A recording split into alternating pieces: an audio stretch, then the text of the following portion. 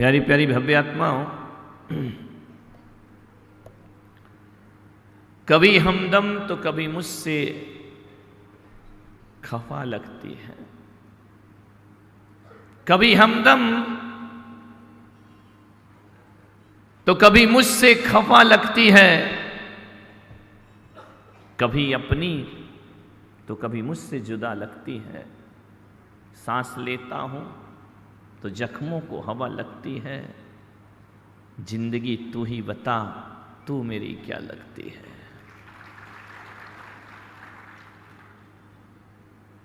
जीवन भर जीने के बाद भी हम जिंदगी को नहीं पहचान पाते। जिस्म और रूह का रिश्ता अजीब रिश्ता है।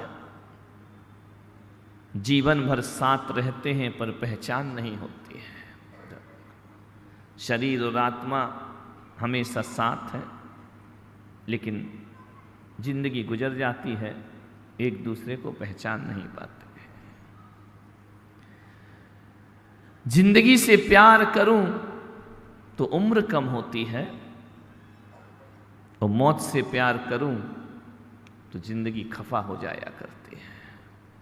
असमंजस में जिंदगी है। इस जिंदगी को समझो, जिंदगी मौत की अमानत है। इसे संभाल के रखो।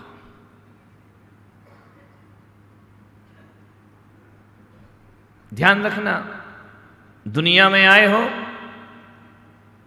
पढ़ लिख कर पैसा कमा सको या ना कमा सको, कोई गारंटी नहीं है। यश प्रतिष्ठा मिले या ना मिले, कोई भरोसा नहीं है। इस धरती पर आए हो, नाम मिले या ना मिले, कोई भरोसा नहीं है। ज्ञान मिले या ना मिले, कोई भरोसा नहीं। दौलत मिले या ना मिले, कोई भरोसा नहीं मेरे भाई। शोहरत मिले या ना मिले, कोई भरोसा नहीं है। धरती पर आए हो, रिश्ते नाते मिले ना मिले, कोई भरोसा नहीं है। बड़ा मकान मिले या ना मिले, कोई भरोसा नहीं है। टीवी मिले, बीवी मिले ना मिले, कोई भरोसा नहीं है। सुख मिले या ना मिले, कोई गारंटी नहीं है। लेकिन मैं पुलक सागर कहता हूं कि जो भी इस दुनिया में आया है, उसे दुनिया मिले या ना मिले, उसे मौत जरूर मिला करेगी। ध्यान रखना, आदमी मरेगा जरूर, कुछ करो या ना करो। तू लाख करे चतुराई, लाख चालाकी कर लो, मन को बहला लो। चंद सिक्कों में, मकानों में, गाड़ियों में, बंगले में, मौत तो आएगी। मौत तो आएगी ही आएगी, कोई बचने वाला नहीं है। बहाने कुछ भी हो सकते हैं। साधु भी जाएगा और संत भी जाएंगे, ग्रस्त भी जाएगा, पुण्यात्मा भी जाएगा और पापात्मा भी दुनिया से। हर चीज से जीत सकते हो, मृत्यु से नहीं जीत सकते। मृत्यु तो जरूर आएगी। हिंदू को भी आएगी, मुसलमान को भी आएगी, जैन को भी आएगी, ईसाई को भी आएगी, सिख को भी आएगी, बौद्ध को भी आएगी, गांव में भी आएगी, शहर में भी आएगी, और देश में भी आएगी, विदेश में भी आएगी। जहां चले जाओ, मौत तो कोठे में भी आती है और मौत महलों में भी आया करती है। ध्यान रखना, मौत ने किसी को छोड़ा नहीं है। चले जाओ बंबई, पर्दे की जिंदगी जी लो, फिल्म स्टार में बन जाओ, मरोगे तो वहां भी। ध्यान रखना, इंजीनियर बन जाओ, डॉक्टर बन जाओ, कितने भी बड़े ओहदे पर पहुंच जाओ, मरना पड़ेगा। मरोगे तो जरूर। ध्यान रखना, मौत आना निश्चित है, कब आएगी ये अनिश्चित है। लेकिन इतना विश्वास रखो, इतनी अपने मन में विचार करके रखो, याद जवानी पर इतराने वाले कल पछताएगा। और चढ़ता सूरज धीरे धीरे ढलता है, ढल जाएगा। तैयार हो जाओ मौत के लिए। कभी भी आधमकेगी, वो कुछ नहीं देखती कि शादी हो रही, विवाह हो रहा है, जन्म हो रहा है बच्चे का, या अच्छा मांगलिक कार्यक्रम है, या कहीं घूमने जा रहे हैं, वो नहीं देखती, वो तो कहती बस तेरा समय हुआ, अब तू चल, कोई नहीं बचा पाएगा।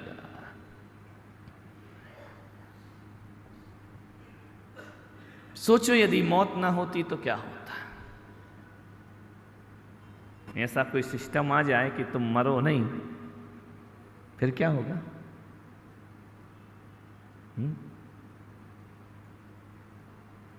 तुम भगवान से प्रार्थना करोगे कि अब उठा लो, इतनी लंबी जिंदगी जी के करोगे क्या?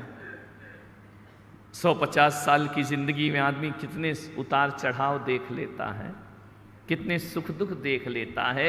चंद जिनकी जिंदगी है, कितने तनाव, कितने डिप्रेशन लेके आदमी जीता है, कितना अपने मन में बोझ लेकर के आदमी जीता है। ये चंद सांसें मिली हैं, वो आनंद से नहीं गुजारा करता है, सारे जगत की चिंता में लगा रहता है, परिवार की चिंता में लगा रहता है, घर की चिंता में लगा रहता है। पूरी जिंदगी आदमी ढंग से नहीं जी पाता है, भविष्य को लेके सोचता रहेगा, ये हुआ तो क्या होगा, ऐसा नहीं हुआ तो क्या होगा, वो ऐसा नहीं हुआ तो क्या हो गया। अतीत को याद करता है, मैं ऐसा था, मैंने वैसा किया था, हम ऐसा जीवन जी रहे थे। सारी सांसें बर्बाद कर दी फालतू की बातों में, टेंशन में। मान्यवर,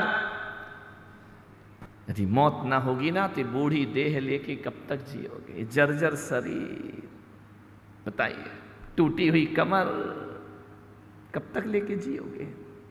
मौत का शुक्र मानो कि हर बार तुम्हें नया शरीर प्रदान करती है, ध्यान रखना, नया चोला प्रदान करती है, नया जीवन प्रदान करती है। मौत ना होती तो जिंदगी किसी मौत से कम नहीं होती, ध्यान रखना। इसलिए मौत तो आएगी, पक्का आएगी, आना ही चाहिए। दबे दबे पाँव मौत आती है, आने दो। दबे दबे पाँव मौत आती है, आने दो। आहट मिल जाए तो मन मत घबराने दो। निश्चित हुई मृत्यु से जीवन का अंत नहीं, प्राण मुखर होते हैं, देह बदल जाने दो। दबे दबे पाँव मौत आती है, आने दो। कौन रोता है मौत पे?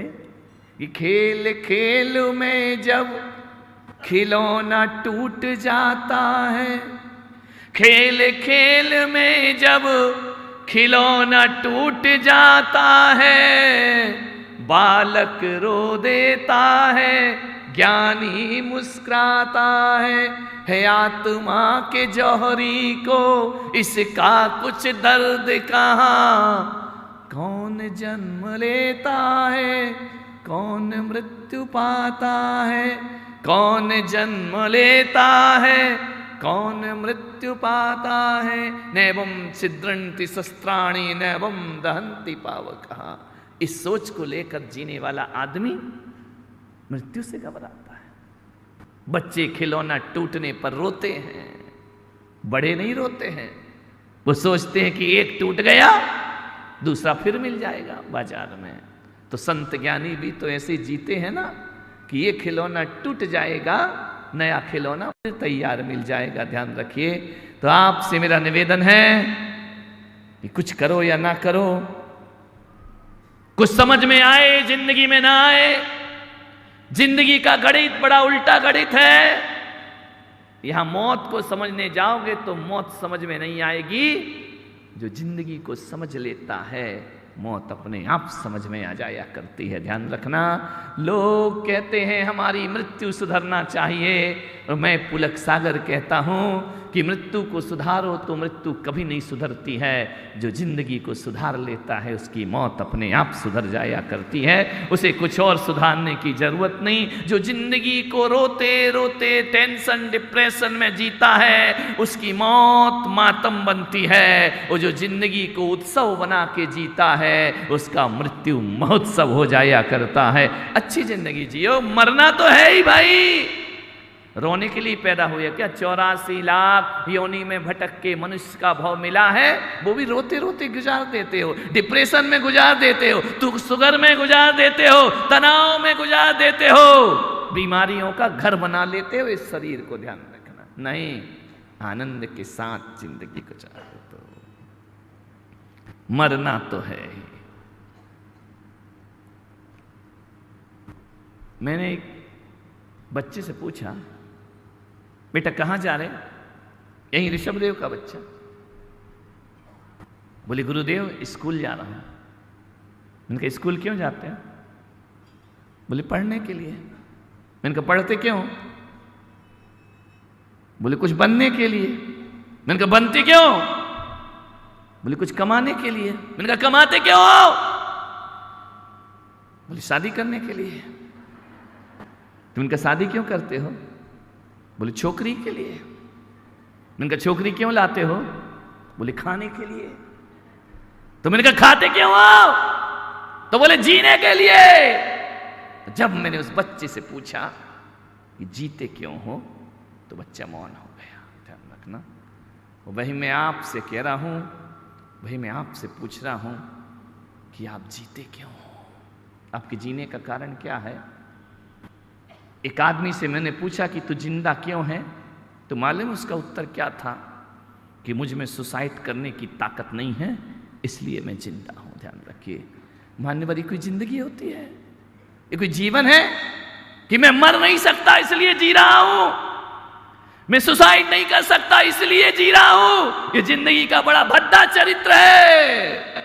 ये कोई जिंदगी नहीं हुआ करती है, ये जिंदगी को जीना नहीं, ये जिंदगी को ढोना हुआ करता है। ध्यान रखना, मैं पुलक सागर कहता हूं, यदि ऐसे विचारों से जिंदगी जी रहे हो तो घिसट घिसट कर 100 साल जीने से अच्छा, घिसट घिसट कर 100 साल जीने से अच्छा क्या करोगे 100 साल जीकर?